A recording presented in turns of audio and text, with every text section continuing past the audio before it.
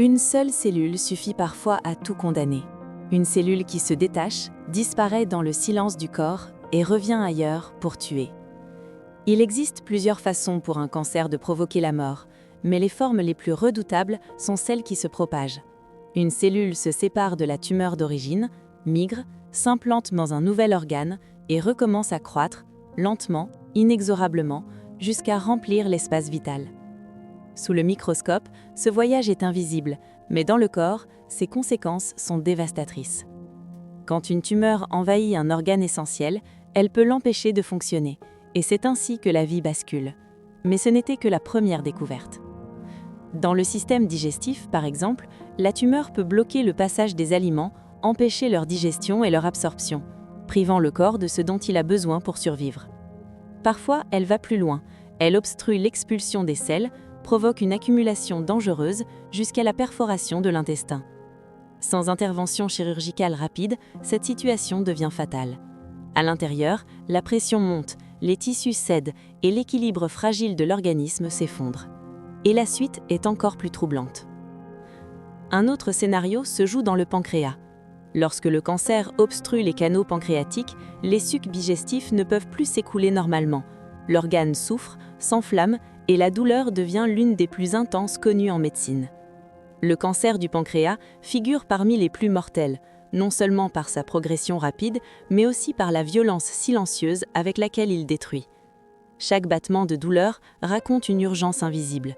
Mais ce n'est toujours pas la fin de l'histoire. Lorsque les poumons sont atteints, le danger est immédiat. La tumeur envahit le tissu respiratoire, réduisant peu à peu la surface capable d'absorber l'oxygène. L'air entre, mais le corps ne peut plus l'utiliser. Le patient manque d'oxygène, souffle court, jusqu'à l'insuffisance respiratoire. C'est la cause la plus fréquente de décès dans le cancer du poumon. La deuxième, ce sont les infections, car le cancer affaiblit les défenses et les traitements aggravent encore cette fragilité. Et ce détail change tout.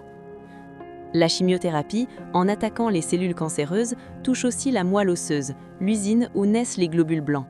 Quand ces cellules chutent, les infections deviennent incontrôlables. Mais la moelle peut aussi être envahie directement par le cancer. Lorsqu'elle ne fonctionne plus, le corps ne peut plus produire suffisamment de cellules sanguines. L'anémie s'installe, l'oxygène circule mal. Les globules blancs diminuent, les bactéries prolifèrent.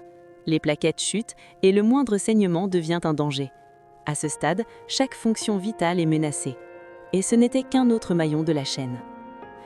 Même lorsque la chirurgie semble avoir tout retiré, le danger persiste. Il suffit de quelques cellules restantes, invisibles, pour que la tumeur reparte.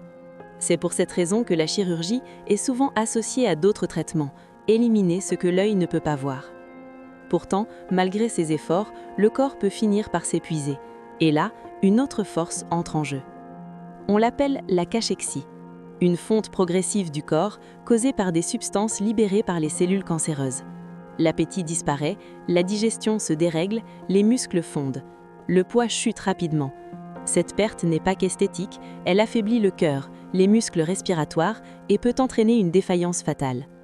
La cachexie touche environ la moitié des patients atteints de cancer et est directement responsable d'une part importante des décès, particulièrement dans les cancers digestifs et pancréatiques avancés. Et ce chiffre glace le sang. Malgré tout, certains cancers peuvent être contrôlés longtemps, mais si la maladie continue de progresser, elle peut dépasser ce que le corps peut supporter. À ce stade, l'objectif change: soulager, accompagner, préserver la dignité. Contrairement à une idée répandue, des traitements puissants contre la douleur existent et personne ne devrait mourir dans la souffrance.